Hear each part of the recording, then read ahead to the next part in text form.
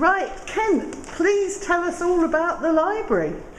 Well, the whole idea of the library was relatively simple. There exists in Luxor no facility to provide broad reading material for children, teenagers, adults, male, female, or my Egyptological colleagues. Chicago House is open in the winter. It's a brilliant Egyptological library, but it's not open in the summer, and it's never open to any except professional Egyptologists.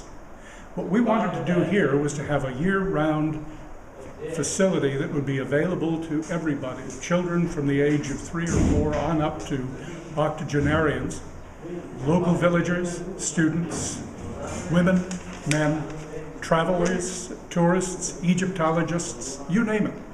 Anybody who wanted to read a book, who wanted to do some research, wanted to look up an ancient name or a medical textbook or what have you, they could come here, find it readily available, accessible, free of charge.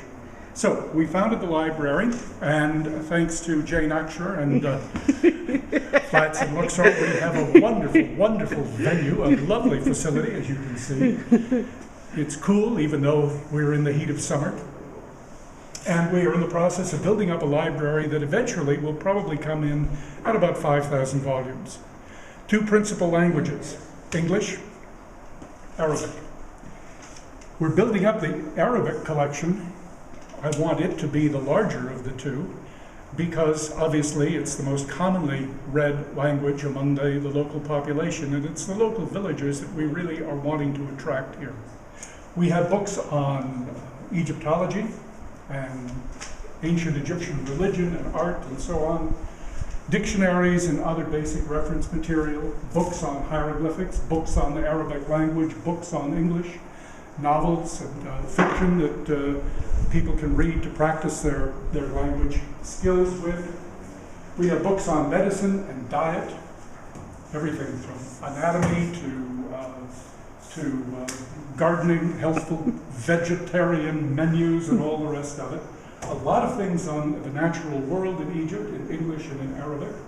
Here, books on Egyptian history, Egyptian art, architecture, current journals like Kemet and Egyptian archaeology. Fiction, well, it's a wide array. A lot of the classics in English and in Arabic, Ala al-Aswani, Naguib Mahfouz, Charles Dickens, Anthony Trollope, but also a lot of books in French and a lot of books in German, which we have been given by local peoples who come winter in Cairo and leave their reading material behind. The biggest source of material, however, of course, is Egyptology, and that's our primary focus.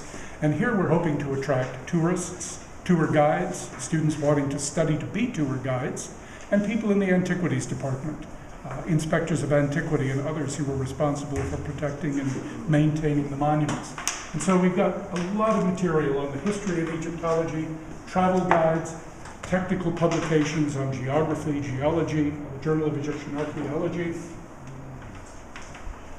books on ancient biography, books on ancient history, ancient Egyptian culture, a lot of material on Thebes and the West Bank, books on Egyptian art, and a whole array of technical reports. We are now the principal repository for the publications in archaeological site management and archaeological conservation for the Getty Conservation Institute and the World Monument Fund. Wow. And we have all of their archives here, and we'll continue to update that collection over the next several years. Let me show you the other room.